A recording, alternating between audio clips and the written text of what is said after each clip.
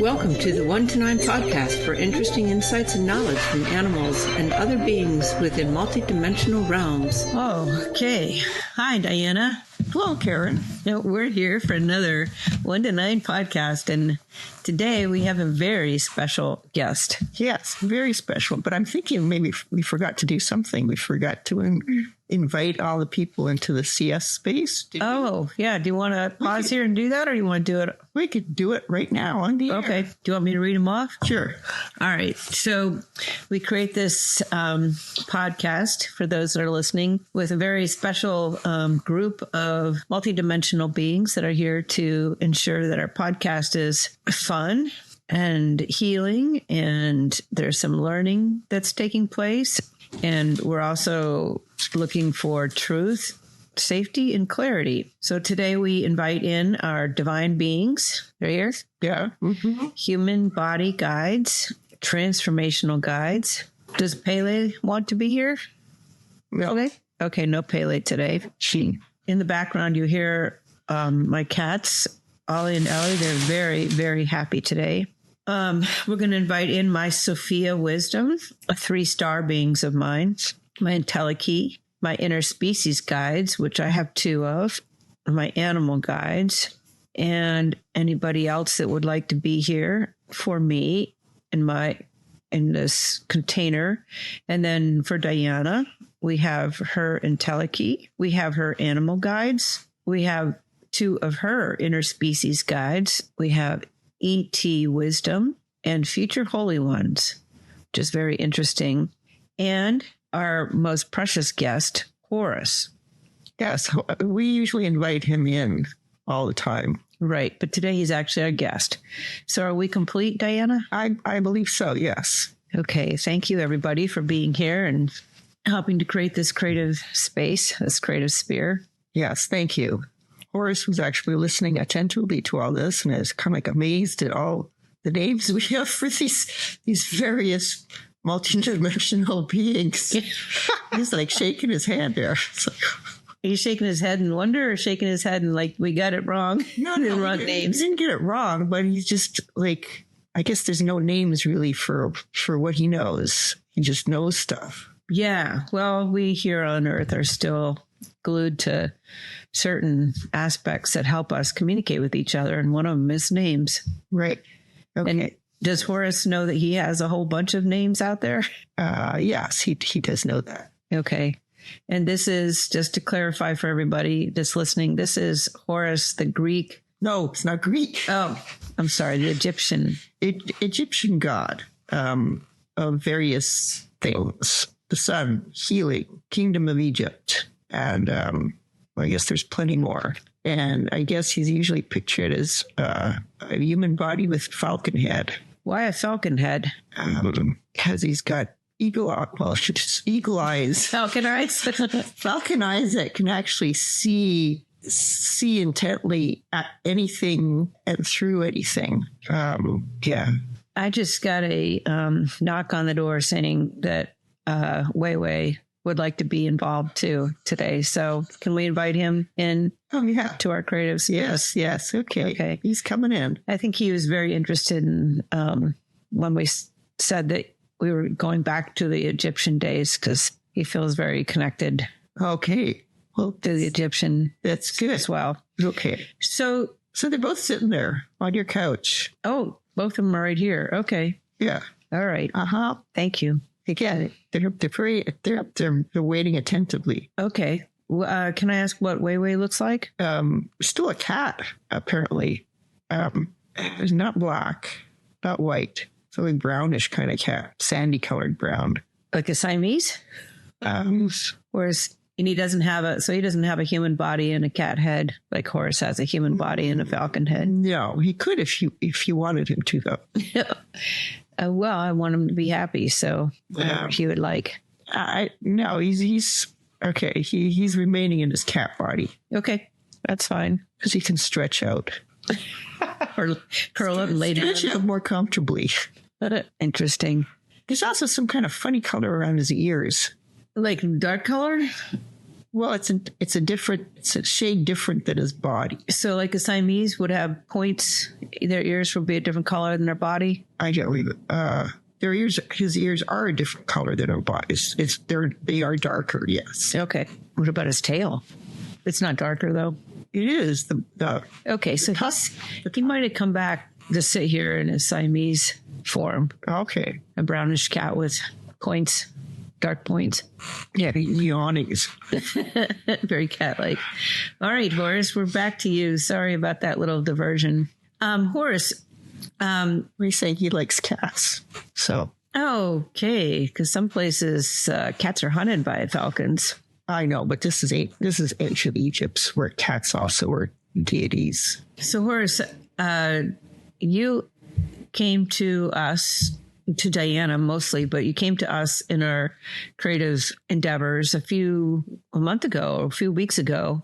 It was quite a while ago now. Well, not that long, and I'm just curious, why you came here, why you came, what was the reason, the main reason you were called in? Okay, well, the main reason was the same reason I initially came to see Diana, but he doesn't think of me as Diana, actually. I don't know what name he thinks of me as. But he's saying the same reason I came to her was like New Year's Day. I'm checking up on things, making sure everything's okay. Does he check up on everybody? No. Why Diana? What do you mean everybody? Everybody in the whole world? Well, okay, just let's ask, why did you come and check up on Diana versus anybody else? Oh, well, because she, who we call Diana, she was also back in ancient Egypt. And we just wanted to make sure that she's okay. That's why. And how would you define okay? Oh, not in her human form, that she will be able to live out whatever she's supposed to be doing here, but also do it in such a way that whatever happened to her before many times is not going to happen again.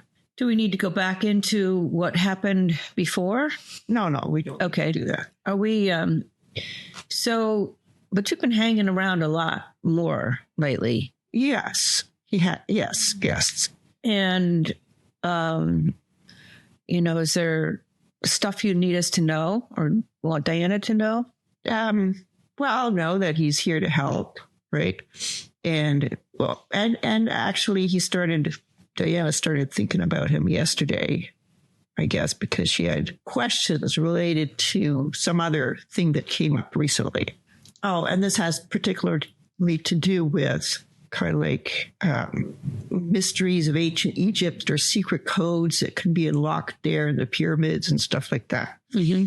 And she figured that Horus would perhaps know about these things, or certainly have a much better knowledge than the person that Diana was talking to yesterday. Oh, okay. So are you going to impart some of that knowledge to Diana today? Well, the questions she had were mostly kind of like, are these secret codes and ancient mysteries that are somehow locked in the pyramids, are they real? Real meaning, can they get activated, and do they perform what they're supposed to be performing once they're activated by certain people? So he says yes. And well, how do we get access to them? How do you get access to them? Right. How do we get access to them? And what's he saying? He's saying you need to have the capacity to actually, or the ability to actually not do, but able to contain. I don't know what the word for it is, right? But your body, your spirit, or whatever you want to call it, has to be able to hold all that stuff, not disintegrate if these codes are activated. Okay. So yeah, if you're not ready, if your body's not prepared, it'd be too much. And yeah, exactly. Right. So you need to prepare ahead of time. Right. So is that why you're working out all the time? Oh, I don't know. Just Diana's very strong. I just want to put that out there. You're going to start me laughing. So what was your question before I went into this stuff where I was trying to describe what you described for me? How do we get access to them? Is that what? Right. How did we get access? And he was saying your body has to be ready to hold them. Right. Okay. Or receive them. Right. And so it's not your body, your spirit also. Yeah. Your energy or whatever. So you can get access, she's saying, you can get access to them through me. Okay. So then my question, which I had yesterday, are there human beings around now who say they can provide access to these codes? Can they really do that? And he's saying yes, in a way. Okay. Do they know what they're doing? Yes, in a way. So he says a lot of the stuff will work, by either somebody kind of like trying it out on their own or going through people or coaches that say that they know what they're doing and will coach you. Or, you can go to the source itself, and he's one of the sources. Horus is one of the sources to the codes. Yeah. Okay. And he's saying, yes, it's possible, but those other ways, it's like they're more trial and error. That's not to say his way is also not trial and error, because everybody's experience is going to be different. Okay, so my next question is, the coaches that are here now on Earth who are saying that they know these codes, that they've been activated in them, and they're offering their services as coaches to access these codes and mysteries. And they're also charging money for this. And he said, that's okay. If you want to pay that, that's okay. But you have to know what you're getting into. And how do we know that? How do we know what we're getting into? Because there's many coaches out there with many promises. And if you're not ready, how do you know that? Right. How do you know that? Well, okay. He's saying that, again, this is kind of like, it's like he's leaving a lot of stuff up to the individual. He's saying whoever wants to try this out has to trust themselves to determine whether or not which way is the best way for them. Okay. Either somehow finding out this stuff on their own, or working with a coach, or going to a source. And Horus is one of the sources. Although he did say he was the source before. Now he's not the only source. They have to be able. This is a way, I guess, of weeding out the people. Weeding out the people that will get access? Yeah, because you have to know yourself. I mean, if you don't know yourself and you don't know the person you're working with or would potentially be working with, when you know yourself, it's like a trust and a discernment has to be there. Right. Then once you actually start getting this powerful energy and vibration through these unlocked codes, like you said in the beginning, they can actually destroy you. So kind of like the Midas touch. Well, no. Everything you touch turns to gold, and eventually you touch everything. Well, no, that's greed. Okay. Oh, right. Okay. I mean, people could be wanting to get access to these codes because they're greedy. Right. I would think that would play into a lot of them when, like, you were presented with a coach who talked about wealth abundance as being one of the codes. Yes. And so all this talk about access to codes really is predicated on what are your goals. So if your goals are to become wealthy, or goals, I actually, that would be kind of an interesting question. What are the codes that are in the pyramid that would be worth having access to? Wealth, love, magic, Power. power. I mean, there's a code for just about anything that anybody on Earth, any human being, covets. Are they only in the Egyptian pyramids, or are they in other places in the world as well? No, they're in other places too. Are they mainly in these sacred places that have been around for a long time, like Stonehenge and pyramids and other areas of the world? Yeah, it's not just man-made. It's kind of stupid, right? But pyramids are made Man-made. by humans. Right. Stonehenge made by humans, but they're also in sort of like natural formations too. Okay. So it's not just Egypt. Right, not just Egypt. Right, exactly. So that's why he's saying he's not the only source for this. Is he one of the only source for the Egyptian No, codes? No. Okay. It's like saying there's tons of Egyptian gods and goddesses. Oh, well, Weiwei's sitting right here. Does Weiwei have access to the codes?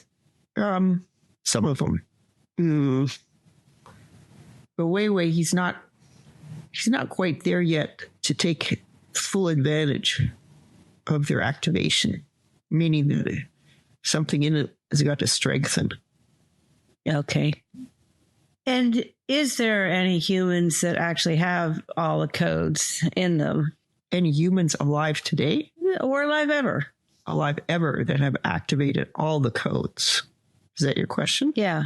But at the point where they actually activate all the codes, they're not human anymore. Okay. That's a good answer to that question. Is there examples of humans that have unlocked a lot of the codes?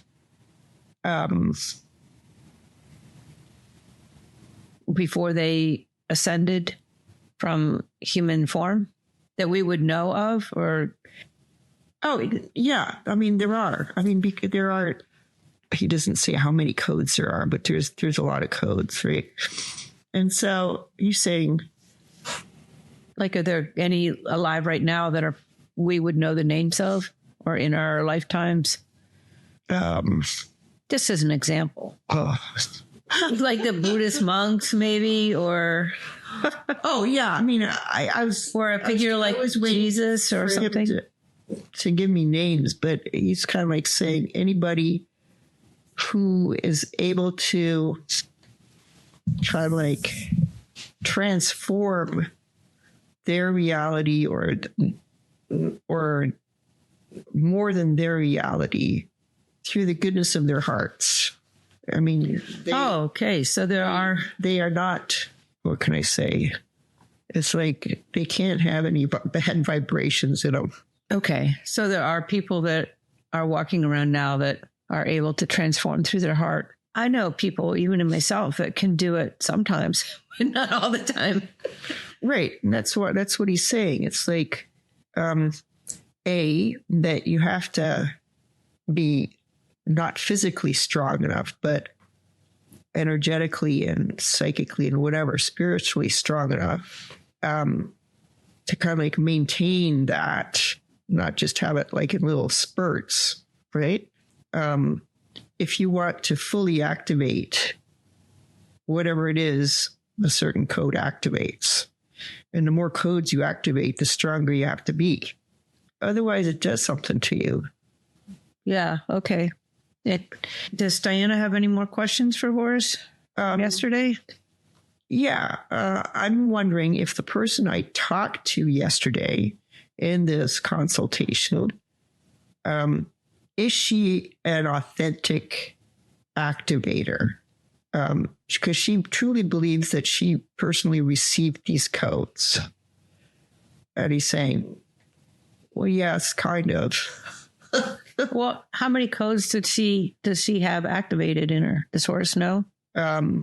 He says about half. Oh, that seems like quite a bit. It does seem like quite a bit. Right. And is she effectively able to assist someone else in assuming they're ready? If we just assume they're ready, is she an effective conduit for. I'm saying so-so. So. Okay. Would Diana do better just to go directly to Horus to activate the codes? We're saying yes.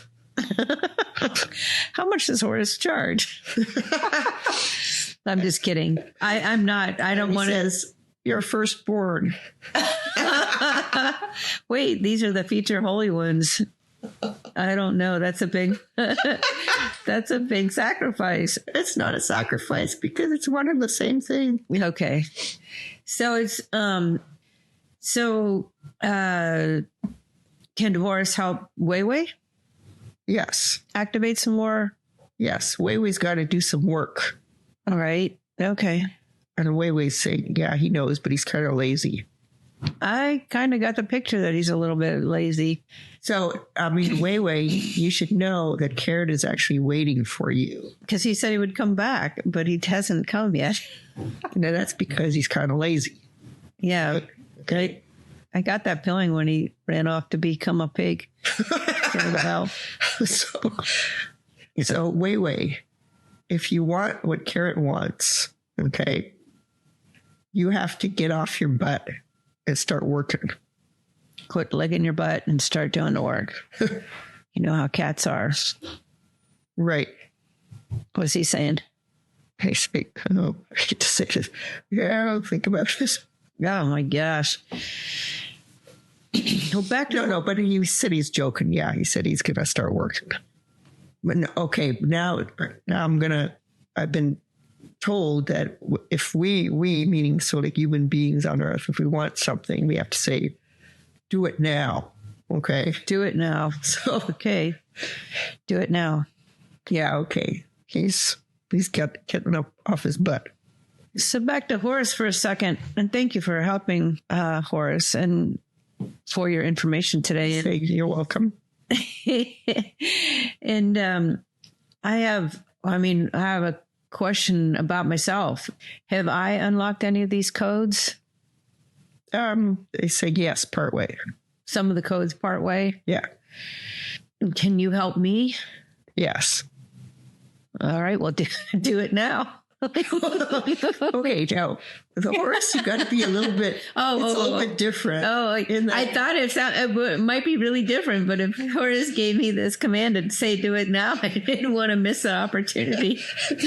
But it's a little bit different in that she's not going to do it for you. In that the specialists, or anybody else, he's kind of like. He's high up. Ultimate royalty, right? Right. Horus is way up there. Right. So he'll be working with you. Okay. Yes, and that's fine. And but he will start now. Right. Okay. Thank you. And I totally understand. He's laughing. I'm sorry for getting a little cheeky, but it's like you jump on an opportunity because it's all very enticing and exciting and exalting. So I'm wondering if Horus would say, if we're supposed to be reaching out to other Egyptian deities, that could be very helpful to our process of unlocking codes. And he's saying, yes, they could be very helpful. But it's like, it's kind of a little, well, I don't know if it's unusual or not. He's saying they will contact us. He will decide which ones would be most helpful. And then he will facilitate the communication. Okay. Thank you very much. Yeah. Thank you. That's awesome. So how many codes are there? We already asked that question. He said many. Yeah. But how do we know which codes are most important for us to be accessing right now?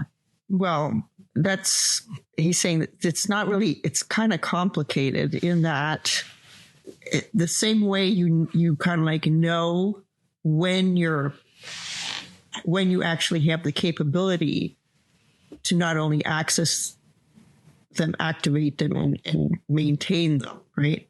Then you will also know which one or ones you will need. Because it will be entirely based on whatever situation you find yourself in. Because it's like their needs activated. Okay. For the moment, like when you start doing this, right? Mm-hmm. It's not like you can say, okay, if you're working from a completely neutral background, like say you've got no goals in mind, you're content doing whatever it is you're doing. So you have no need actually to activate any kind of special energy or special vibration or special code. That's what he means by needs activated. So if you need Superman strength, you can activate that code when you need it. Well, I don't know if there's really any code that gives you physical strength.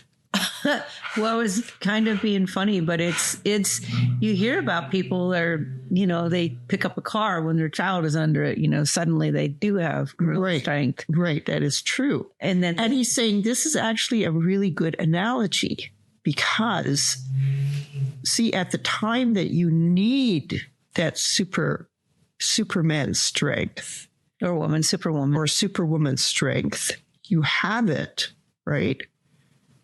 But if you were continue to have it in your daily life, you would probably damage yourself somehow. Okay, so this is a great example of a code that could damage you. So but he's not saying that there actually is a super power. I mean, super physical power code. Yeah, that's fine. I threw it out there because it's hard to know, like there's many codes and they could do many things. And it's hard to like have a parameters. I mean, a lot of people talk about abundance codes or wealth codes or, love of your life codes or, maybe a good question would be to ask, are some codes like really, some codes can be just for fun. Like, I don't know. Can you have a code like bilocating for fun? I know that, certain humans. Oh, even fun is needs activated. Okay. So the fun code, joy code. Okay. Right. Yeah. The silly code, the joy code, there's a lot of codes. Right. I mean, there's no codes that are actually negative. There's no depression code. Oh, okay. There's no depression code. So could you say if you're depressed, you're codeless? I'm just kidding. I'm having fun with this only because I'm trying to understand without getting, depressed. Right. And how massive and frustrating it must be to figure this all out sometimes. Yeah. And he's saying, well, codes is a word that people have used for this because they want to make it kind of like secret. Mm-hmm. You need to see a special code to unlock this mystery and then do special things to activate it and stuff like that. He's saying it's actually not that complex. They shouldn't really be called codes or secret.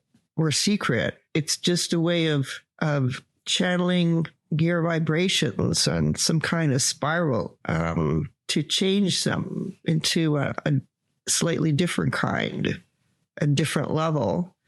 And in order to maintain that, you need the relevant psychic and spiritual and whatever it is, energy, physical, emotional, spiritual, chemical, right, the whole package. Right. Now, just taking a left turn here, I feel like that's one of the reasons that I have been so careful about what I intake food-wise over the years, is I feel like I'm boosting my vibrational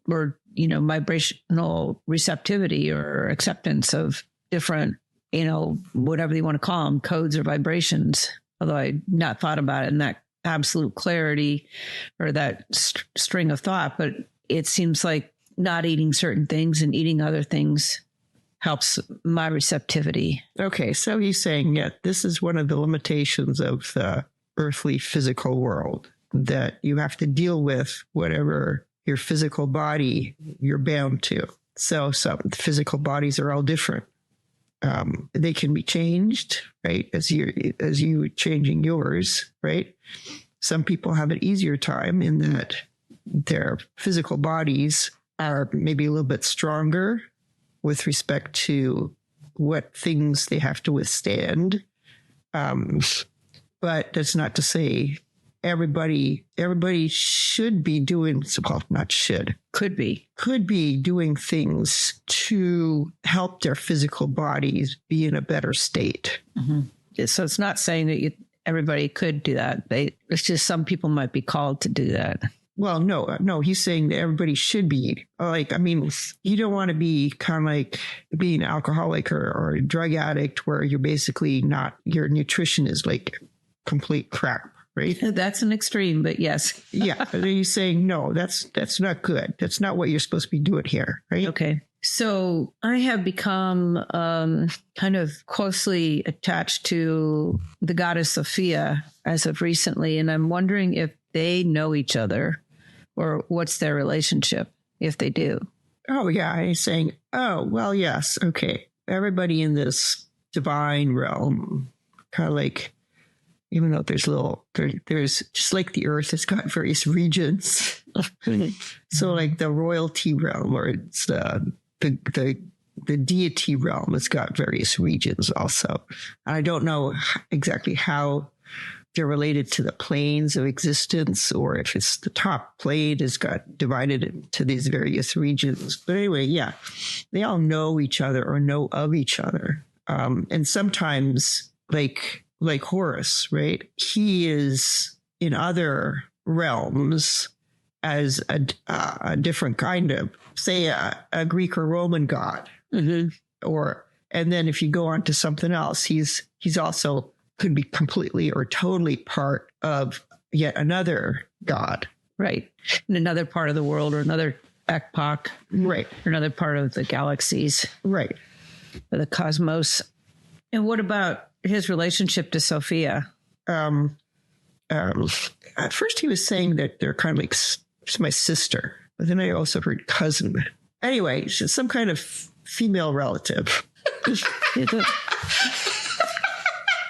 Okay. So he obviously doesn't hang with the being referred to as Sophia regularly. No, I don't know who he hangs with. He's not going to tell me either. Okay. Yes. It's all very good.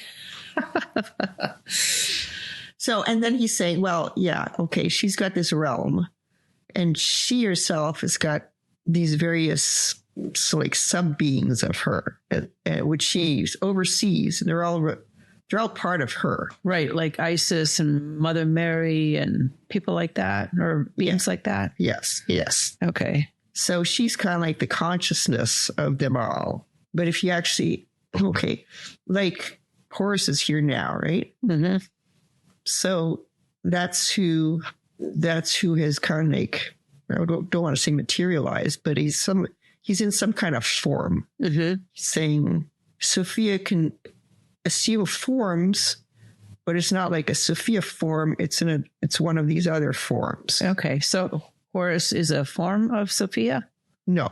Okay. She's a different. Okay. So I don't know what the analogous, so like consciousness of Horus would be. Oh, but Sophia is the consciousness, right? Mm-hmm. And then the materialized forms are whatever names you had there. Okay. Isis, blah, blah, blah. Right. There's a lot of them.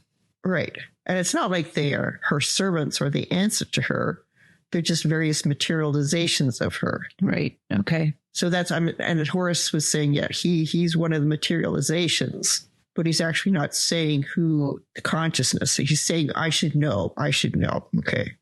Well, there's some schools of thought that say there's the Sophia and the nomad, or there's two, like a feminine and a masculine almost, and he might be of this overreaching masculine consciousness, and Sophia is like more of the feminine. And I don't mean that in male and female. I mean it in like more of a knowledge and creation versus manifestation, materialization,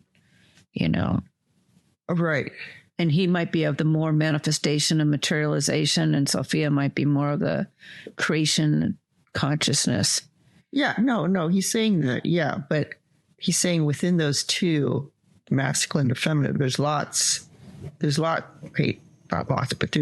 diverse consciousnesses, meaning that, what's he saying? And there's diverse consciousnesses. There could be, there's not just Sophia one, there's a couple of other feminine ones. Okay. All right. So there's many, there's not just two. Right. And those materialize into more forms. Okay. Yeah. Well. Yeah, it makes a lot of sense to me. I mean, I sort of envisioned that, but I wasn't sure how many there were. So knowing that sometimes we talk. Yeah. And then he's also saying, there's also all these other, I don't know, I mean, what do you want to call them? Other universe, galaxies or whatever, all these other entities and beings and from completely other spaces too. Cosmic spaces that we don't even dabble with much here on this land. Is there one overriding beginning of all beginning consciousnesses before all these divisions took place?